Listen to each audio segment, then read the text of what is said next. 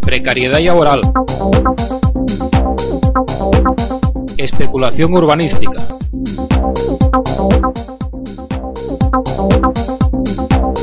$18.000 asturianos obligados a emigrar cada año.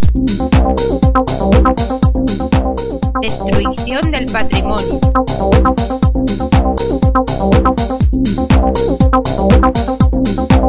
Contaminación.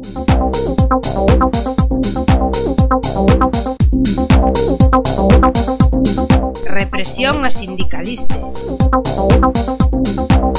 Criminalización de la respuesta social. PGU de Llanes.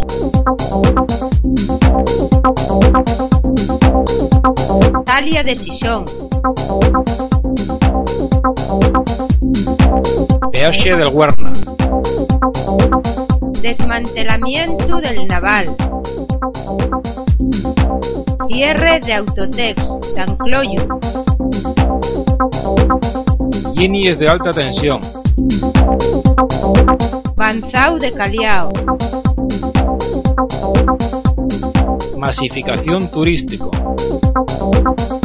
Campos de golf. Represión lingüística. Manipulación informativa. Destruyendo Asturias. Asturias, paraíso de especulación. Clientelismo. Corrupción.